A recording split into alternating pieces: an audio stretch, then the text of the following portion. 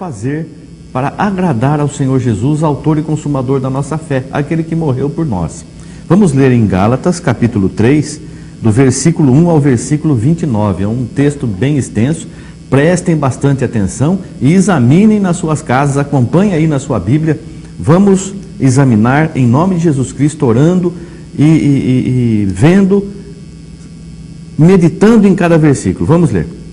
Ó insensatos Gálatas, quem vos fascinou para não obedecerdes à verdade, a vós, perante os olhos de quem Jesus Cristo foi já representado como crucificado? Só quisera saber isto de vós: recebestes o Espírito pelas obras da lei ou pela pregação da fé? Sois vós tão insensatos que, tendo começado pelo Espírito, acabeis agora pela carne? Será em vão que tenhais padecido tanto, se é que isso também foi em vão? Aquele, pois, que vos dá o Espírito e que obra maravilhas entre vós, o faz pelas obras da lei ou pela pregação da fé? Assim como Abraão creu em Deus e isso lhe foi imputado como justiça, sabei, pois, que os que são da fé são filhos de Abraão. Ora, tendo a Escritura previsto que Deus havia de justificar pela fé os gentios, anunciou primeiro o Evangelho a Abraão, dizendo: todas as nações serão benditas em ti. De sorte que os que são da fé são benditos com o crente Abraão. Todos aqueles, pois, que são das obras da lei, estão debaixo da maldição, porque escrito está: maldito todo aquele que não permanecer em todas as coisas que estão escritas no livro da lei para fazê-las. E é evidente que pela lei ninguém será justificado diante de Deus, porque o justo viverá da fé. Ora, a lei não é da fé, mas o homem que fizer estas coisas, por elas viverá. Cristo nos resgatou da maldição da lei, fazendo-se maldição por nós. Porque está escrito: maldito todo aquele que for pendurado no madeiro.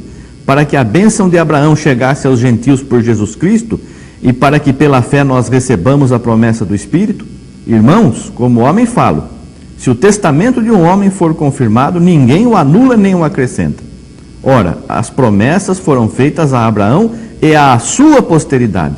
Não diz as posteridades, como falando de muitas, mas como de uma só, e à tua posteridade, que é Cristo. Mas digo isto, que tendo sido o testamento anteriormente confirmado por Deus, a lei, que veio 430 anos depois, não o invalida, de forma a abolir a promessa. Porque se a herança provém da lei, já não provém da promessa. Mas Deus, pela promessa, a deu gratuitamente a Abraão. Agora, para que é a lei? Foi ordenada por causa das transgressões, até que viesse a posteridade a quem a promessa tinha sido feita, e foi posta pelos anjos na mão de um medianeiro. Ora, o medianeiro não o é de um só, mas Deus é um. Logo, a lei é contra as promessas de Deus? De nenhuma sorte, porque se dada fosse uma lei que pudesse vivificar a justiça, na verdade, teria sido pela lei. Mas a Escritura encerrou tudo debaixo do pecado, para que a promessa pela fé em Jesus Cristo fosse dada aos crentes. Mas, antes que a fé viesse, estávamos guardados debaixo da lei e encerrados para aquela fé que se havia de manifestar. De maneira que a lei nos serviu de aio para nos conduzir a Cristo, para que pela fé fôssemos justificados. Mas, depois que a fé veio, já não estamos mais debaixo de aio. Porque todos sois filhos de Deus pela fé em Cristo Jesus. Porque todos quantos fostes batizados em Cristo, já vos revestistes de Cristo.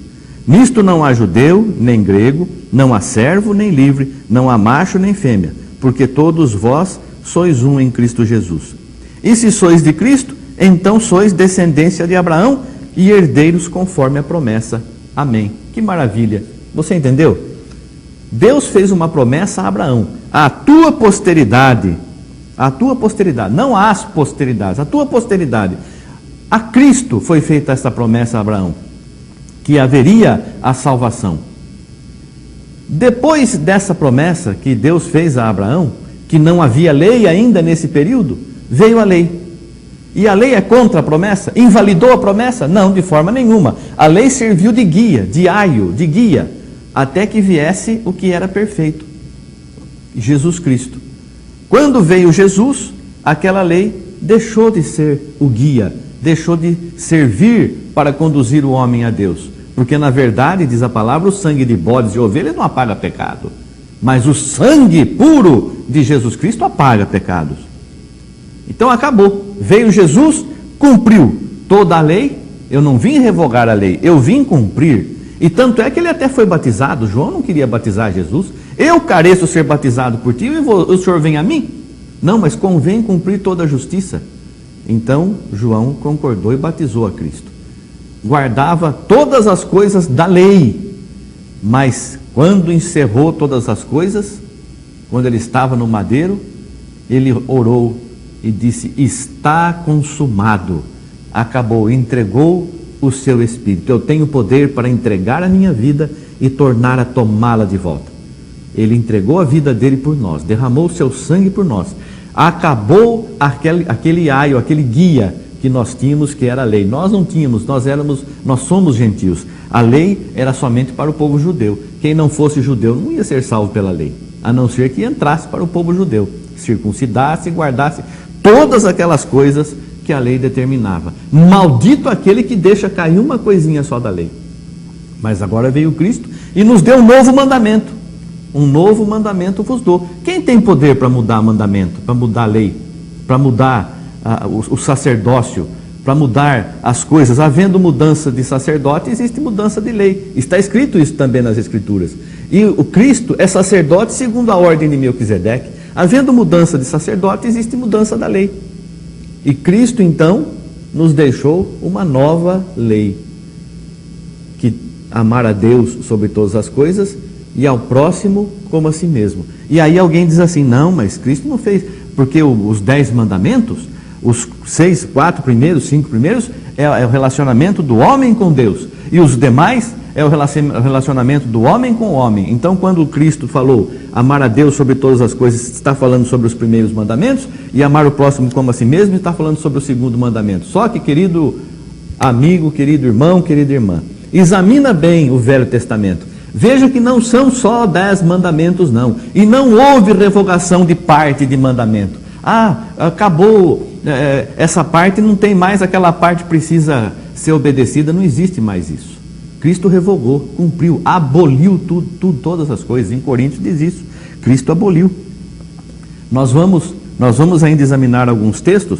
Vamos ver aqui em Colossenses, capítulo 2, do versículo 16 ao 23, que assim dizem: portanto, ninguém vos julgue pelo comer, ou pelo beber, ou por causa dos dias de festa, ou da lua nova, ou dos sábados, que são sombras das coisas futuras, mas o corpo é de Cristo.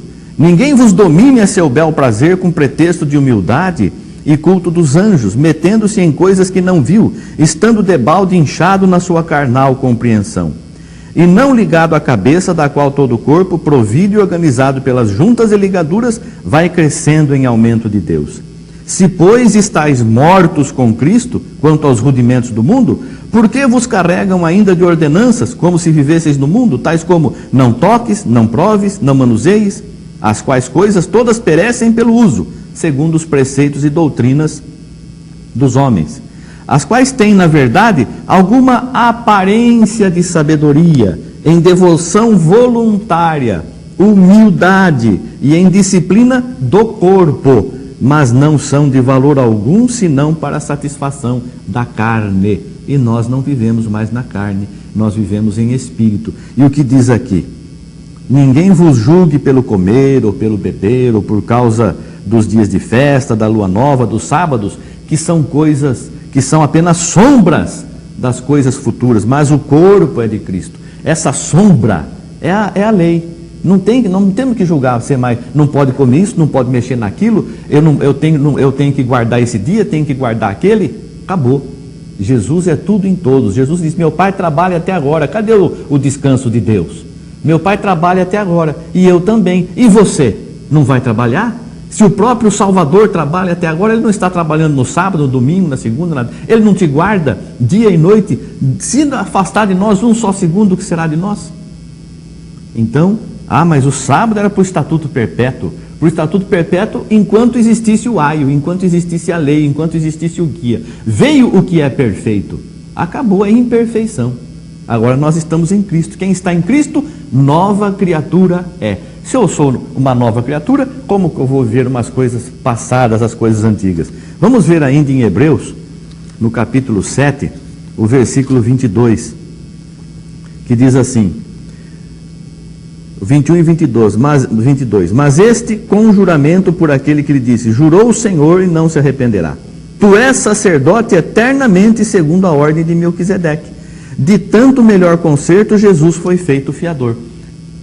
Surgiu então um melhor conceito, um melhor testamento, uma lei melhor, uma lei perfeita, que é Jesus. Jesus é perfeito. Ele é o fiador, ele é o garantidor desta nova lei, deste novo concerto, deste novo testamento. O novo testamento no sangue de Cristo. O novo testamento no sangue de Cristo. Não é mais sangue de bode, de ovelha, de cordeiro, não. É o Cordeiro de Deus, é Cristo Jesus. Esse novo testamento tem um novo sacerdote, que é Jesus. Um sacerdote que não tem mais substituto. Ele entrou definitivamente no Santo dos Santos. E é o nosso sacerdote. Havendo mudança de sacerdote, existe mudança de lei. Vejam mesmo Hebreus capítulo 9, versículo 15, que diz assim: e por isso é mediador de um novo testamento, para que, intervindo a morte para a remissão das transgressões que havia debaixo do primeiro testamento, os chamados recebam a promessa da herança eterna. Versículo 16, porque onde há testamento, necessário é que intervenha a morte do testador. Então nós vemos aqui, Jesus morreu, selou esse novo testamento, selou esse novo concerto com o seu sangue. E você não está respeitando, você quer encontrar um novo caminho para a salvação, você não vai encontrar. Então nós vemos aqui, em outro, anote aí Romanos capítulo 4, versículo 14 ao 16. Porque se os que são da lei são herdeiros, logo a fé é vã e a promessa é aniquilada, porque a lei opera a ira, porque onde não há lei, também não há transgressão. Portanto, é pela fé, para que seja segundo a graça, a fim de que a promessa seja firme a toda a posteridade, não somente a que é da lei, mas também a que é da fé de Abraão, o qual é pai de todos nós. Então, a lei opera a ira, mas nós não estamos mais debaixo da lei. Se os que são da lei, os que obedecem o Velho Testamento, serão salvos, o que adianta o Novo Testamento? Por que Jesus morreu? Então, querido irmão, querida irmã, Gálatas capítulo 4, versículo 5, capítulo 5, versículo 4. Separados estáis de Cristo, vós os que vos justificais pela lei, da graça tendes caído. Você quer ser salvo pela lei? Você caiu da graça, você caiu da salvação de Jesus, você não aceitou Jesus. Que o Senhor Jesus possa te abençoar, que você possa compreender a grande maravilha, a grande salvação que há em Cristo. Não necessitamos de mais nada. Para que serve o Velho Testamento então? Olha, não desprezeis as profecias. No Velho Testamento existem exemplos maravilhosos de vitórias que Deus deu, de maravilhas que Deus operou, exemplos gloriosos da fé de Abraão, nosso pai na fé. E é nosso pai pela promessa, não é pai dos hebreus somente, não, é pai daqueles que aceitam a Jesus. E você aceitou Jesus, sirva a Jesus. Não se deixe levar por conversas, porque tal pessoa disse isso, tal pessoa disse aquilo. Aceite a Jesus de verdade na tua vida. Jesus é tudo em todos, façamos a vontade dele. Não renegue o Velho Testamento, não, é bênção de Deus. Mas a salvação, a porta é Jesus. E esta porta está anunciada aqui no Novo Testamento.